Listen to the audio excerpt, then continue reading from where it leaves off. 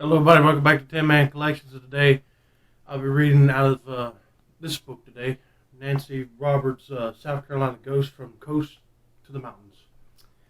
And I recommend all these books if you're into ghosts or anything. So, let's get to it. The first story I'm going to read out of here is called The Ghost Hand. Summerville is one of South Carolina's most inviting towns, with its tree-lined streets and picturesque old Victorian homes surrounded by banks of azaleas. Ken and Anne Royal thought about one of these houses for a long time. It was a large, ornate White House on Main Street. And 5 years ago, they finally bought it. Ken, who is an accountant, felt he wanted to make Summerville a permanent home. The Royals had no idea their dream house was haunted. There is more than one story of a house with supernatural happenings in Summerville. But this haunting is still going on this month, this week, perhaps even tonight.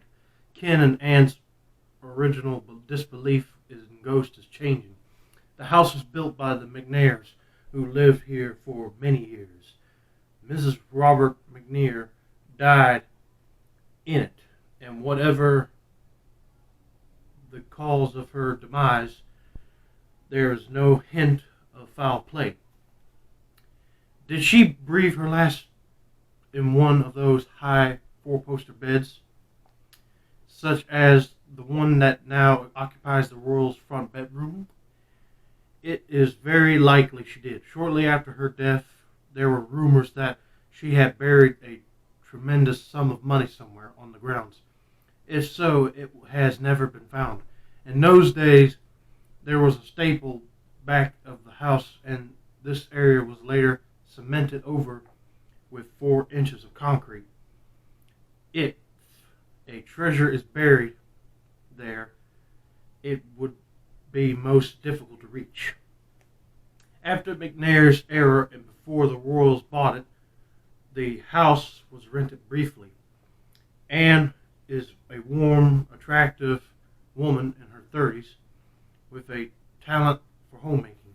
Her taste and decorator touch is apparent in every room, for there are bright, cheerful colors and carefully selected antiques. But despite its homely look and the affection the family shares for this house, there are times when they have been badly frightened in here. 10-year-old Sharon was the first to experience anything unusual. One night, Sharon called me into her room, says, "Mrs. Royal," and said, "Mother, there's a man in my room." I'll be freaking out too if I saw that, but anyway. I thought she must be dreaming. I turned on her bathroom light and said, "You just had a bad dream." "No, Mother, I really saw him. He was standing here near my bed." She was badly frightened. I remember opening her closet door to show her no one was in the room because she kept insisting a man was there. It wasn't until later that I thought about that night. If I had a daughter, she said a man was in her room, I would leave her. I'm going to check. Anyway. Okay. It was after Ken told me of the footsteps in the hall. I was asleep, and he was up late watching the Johnny Carson show. Then he heard someone walking in the hall and went out there to see who it was. A tall, dark figure was going into the dining room, of course. He followed, turning on all the lights, checking both the dining room and the kitchen, but he could find no one.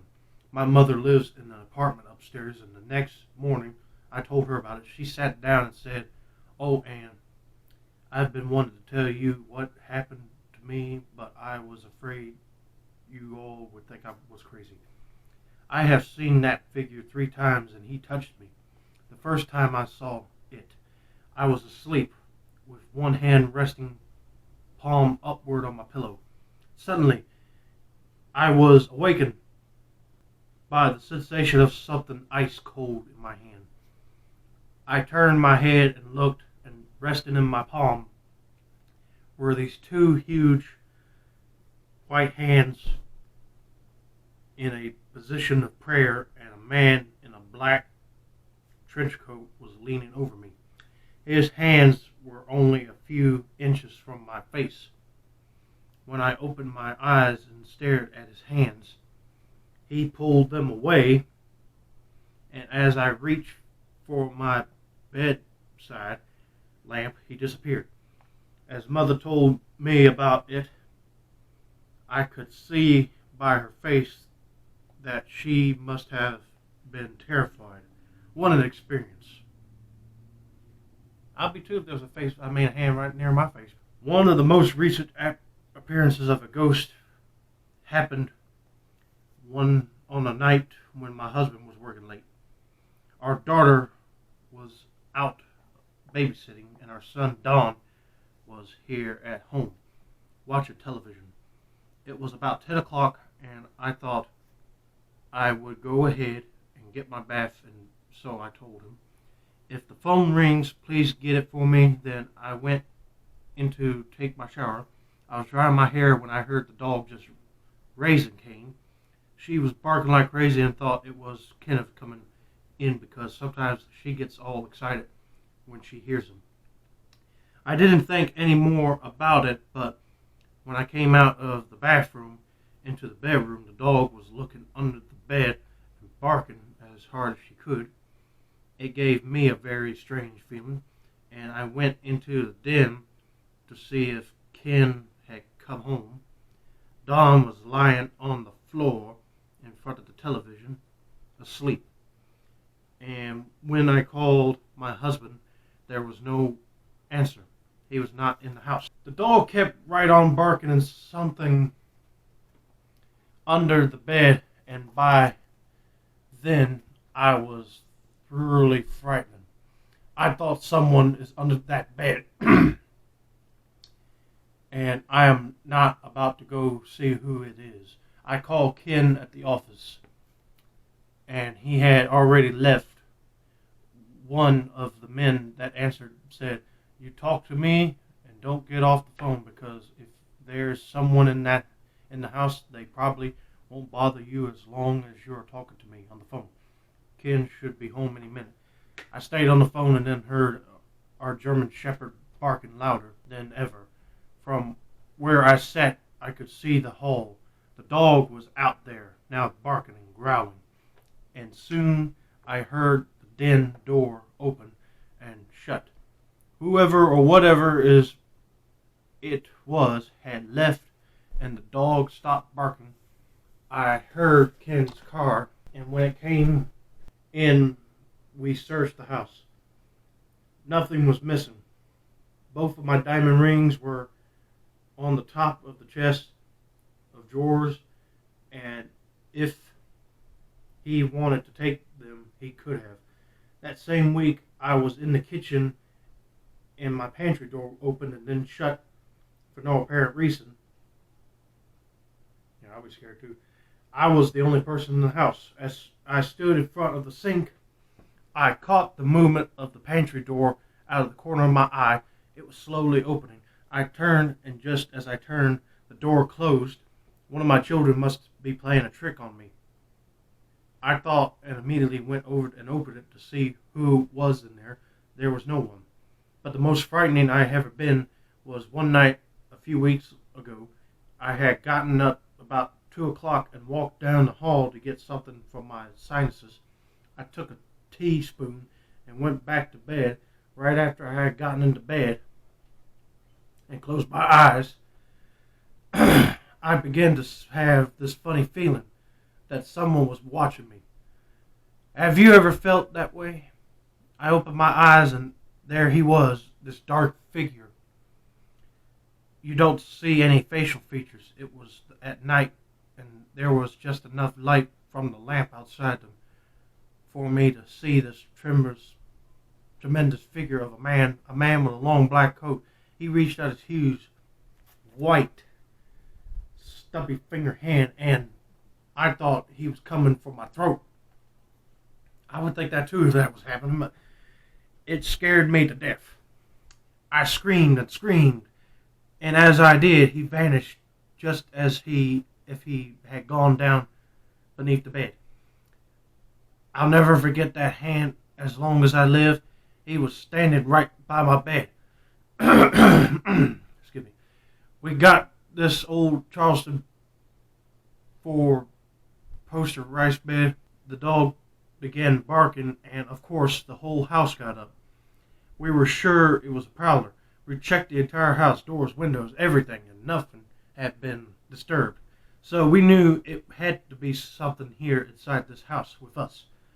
But what could we do? About 3 weeks ago, Mother saw him for the third time. One afternoon, he appeared in broad daylight. She was sitting in her living room and caught a glimpse of the figure walking through her bedroom. By the time she had gotten in there, no one was there, and she told herself it must have been a shadow. But a few minutes after she sat back down, she saw something go by at the doorway. This time it was more like a black cloud, but you could tell it was a person. It was not until after we had seen the ghost that the people who had rented the house before we bought it called one night and said that they had heard we had seen the ghost. I said to her, "Well, before I tell you what I saw, would you please describe the ghost to me?" Her description was of a man in a long black coat, a man with huge hands, but she could never see the details of his face. Where his face should be was just a blur. It was exactly as I seen and had told no one the particulars. She was sleeping in the room right behind my bedroom and walked up to see the ghost standing in her doorway. I'll be like, "Get out of here," or something. Then it turned and went back out in the hall. She jumped out of bed to follow it, and it was the man in the black coat. He walked up the hall and into her parents' bedroom. That's Ken and mine now. And when she came into the room, it disappeared. Ken and Ann wonder what the reason could be for the ghost appearance. Was the house built on the site of an earlier building where some violent deed took place?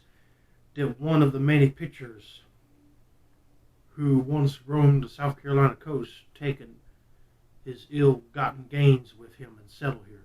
And does the ghost of one of his murderous comrades continue to return for his share of the treasure? All the royals are able to do is to put up with the presence of their dark visitor and remind themselves, as Anne Royal says, that he is not as yet harmed any of us. Anyway, I'll be freaking out too, but yeah, here's a picture. I don't know if you can see it, but they got a picture of like the woman in bed, and they got the hand sticking out right there of a shadowy person. But yeah, I'll be scared to see a shadowy figure or something coming in our house. But anyway, that's it for now. Don't forget to like, subscribe, turn on those post notifications. And the next one I'm going to read is Nancy Roberts' North Carolina Ghost and Legends book. All right, so stay tuned for that. And if you're into these type of ghost books, like I would recommend picking these up right here. She like acquires from different people, like the stories, and then she puts them in her own kind of like words and story form. But it's good to look at. Bye-bye.